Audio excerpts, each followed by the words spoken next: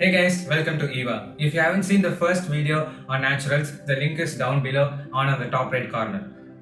People have seen the previous video, thank you for sticking around. Let's get right into the video with the founders of Naturals, Mr. C.K. Kumaravel and Mrs. Veena Kumaravel. Mrs. Veena always wanted to be an entrepreneur, but that can only happen if you have a problem to solve. How do we find opportunities? How do we solve them? Let's hear it from Mrs. Veena. If they have a good idea today, it's just an idea which is turns into a business. A good idea which can solve a problem or solve a person's requirement, I mean the market requirement, will definitely turn into a good business opportunity. So I think you just need to keep looking around what is that you can solve. What do people want? Like if you take our industry today, I think people are looking for home service, which sometime back when we did 2-3 years back, we realized that okay, maybe it won't work out. Today, after the lockdown, people want home service. Yes, So ma'am. keep looking out for what people want. It keeps changing. So Yeah, ma'am. look out for what is the requirement in the market and try doing that. You all are all there, always on the mobile, and you know what is happening in the world. It's just a Yeah, matter of, ma'am. and what do I say? Youngsters are so updated on what is there. No, fashion to baking today, big time it is. Food Yeah, ma'am. industry is always growing.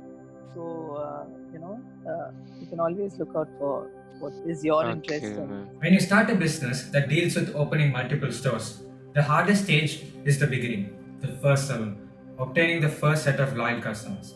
Let's see what she felt and learned from her first salon. It was very interesting as well as challenging because uh, one thing is I'm not trained beautician or a hairdresser, so I Yes, had ma'am. no clue of how the technicality works.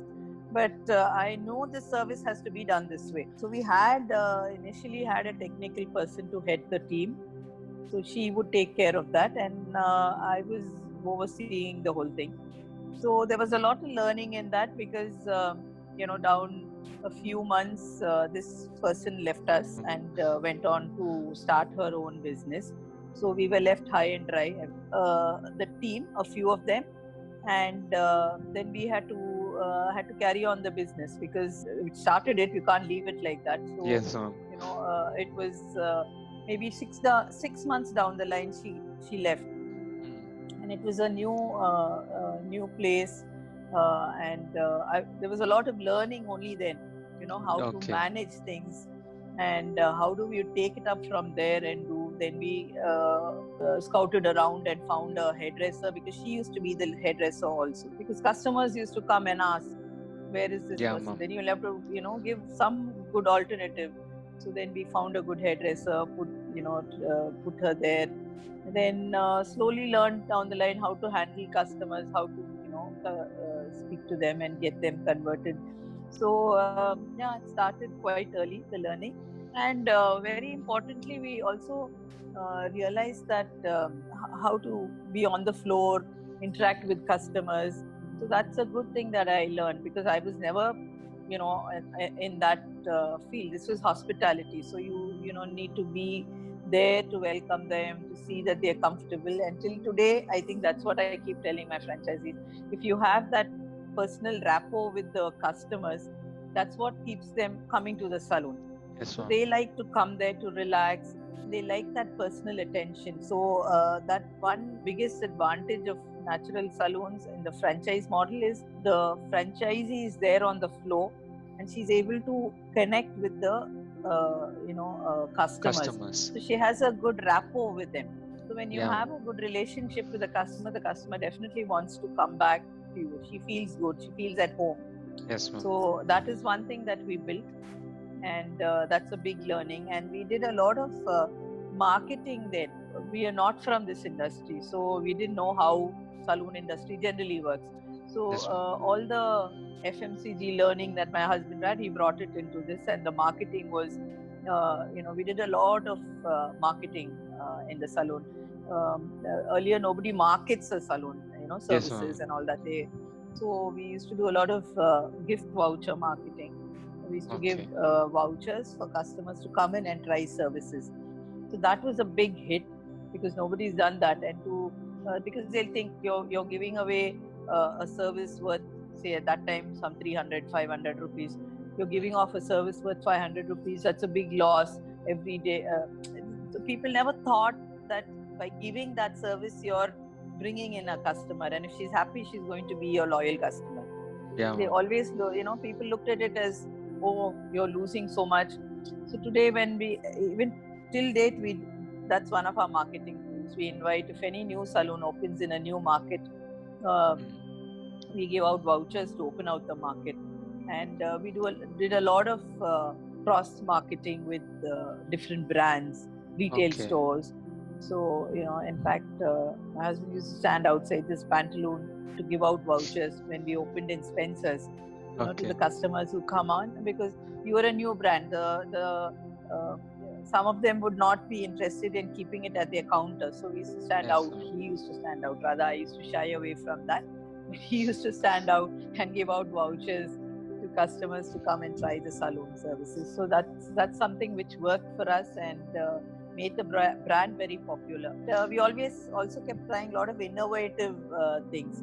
Within that 1 year we started, 1 or 2 years, we launched, in fact, way back then itself, we launched home service.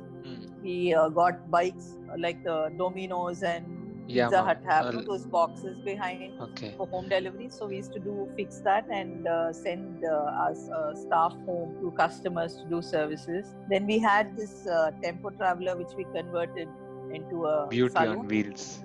Yeah, Beauty on Wheels. So we had that also. We tried it at the Kalyan Mandapams and all that. Yes, ma'am. Then once we had a decent number of salons, we didn't find the need to carry that concept on. Franchising model. Being able to give access to a partner the proprietary knowledge, processes and trademark in order to allow that person to provide a service under the business name. This is a process that helps the business expand in a faster rate while reducing the cash outflow from opening a new shop.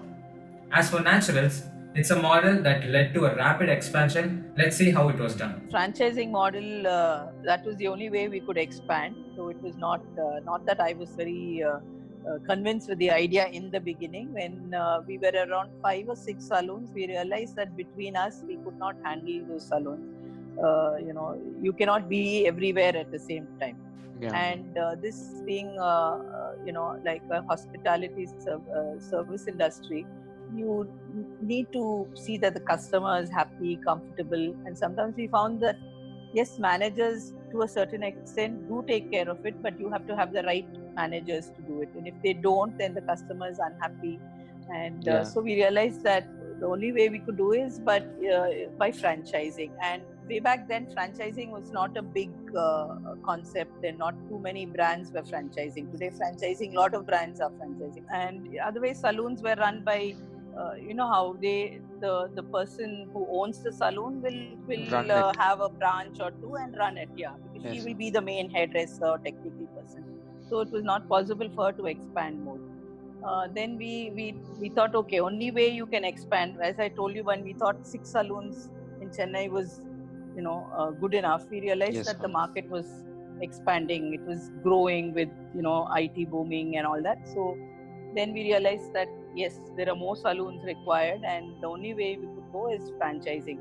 So we put up an ad and called for franchising. Called in for franchisees. Called franchising, but it kind of fizzled out because we were not a known brand, and the salon industry, as I told you, was still taboo. Not everybody wanted to invest in this thing. They did not know how much. Okay. They didn't think it was going to give them a lot of money. It was not like any other business, like a retail business where okay, so much and you'll make so much money. And it was not very respectable to own a salon.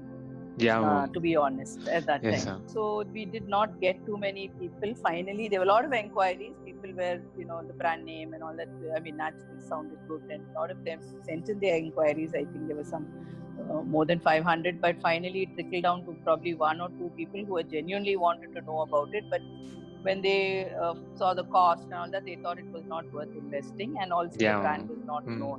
So then we realized, okay, so we have to look at some other alternative. If you have to expand, and we're not able to fund so many.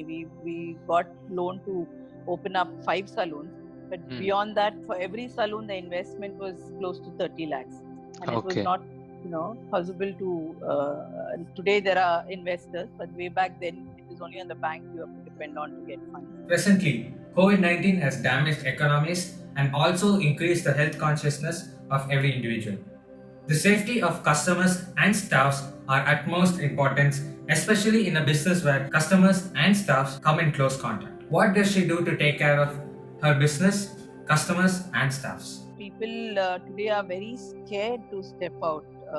So at the salon, we've taken all precautions to see that hygiene is first maintained across all salons, and starting from, we use a lot of disposable for all services, and the customer, once the customer enters the salon, she's given the complete not a PPE kit but a full gown or robe, Yes, ma'am. disposable robe, to the shower cap, to gloves, to shoe cover, mouth mask.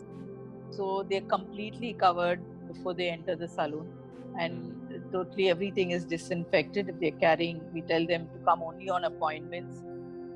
We don't want them to come and wait there. And we also keep minimum staff in the salon, and staff is regularly checked for all their, every day. If required, tests are done. From that side, that precaution is taken. From the customer's side, we see that they, they're fully covered before they enter the salon. And at a time, we don't take more than 2-3 customers. We keep that distance. 3 customers or 4 customers maximum at a time. Yes, ma'am. And all disposable products, all sanitized instruments as much as possible. Even the instruments we try to use disposable. We also have this option of giving them personalized kits. We say if you want to buy your own, scissors, clippers, brushes, whatever that is required for the service, we're there. We have a set there. We ask them to buy it. They can keep it with them and bring it whenever they come for the service. Okay. And everything is disinfected, fumigated. So as much as possible, we're trying to see that we don't, because this is one industry where where you touch the customer Yeah, and ma'am. do a service. So you need to see that we are 100% safe. As you create your goals, you will focus on what you want to accomplish. Planning how to accomplish those goals will force you to organize and also to prioritize them and put them in perspective. Long-term plans helps the company to understand where it is heading and tell the stakeholders where the future of the company lies. Naturals has already planned to become an MNC in the future. Let's see their plans for the coming 15 to 20 years. Internationally, we are looking at taking Ayurveda, the Ayurvedic format forward. Okay. Because internationally, fashion is much more advanced there than here. All Yeah, fashion from there only comes to us. Yes, ma'am. The West is more advanced in styling and hair. So what we can take from here is Ayurveda. So we were looking at having an Ayurvedic concept in salon, which we do have in Coimbatore. We have an Yes, Ayurvedic ma'am. salon which has Yeah. both Ayurvedic services as well as salon Spa. services. So we want to take something like that, which will be a unique concept over there. Thank you for watching my video till the end. Hope to see you in my next video. I'll be posting it on YouTube on Friday, where we'll be talking about women entrepreneurship with tips for young entrepreneurs. Please don't forget to subscribe to my channel and like my video to support my channel.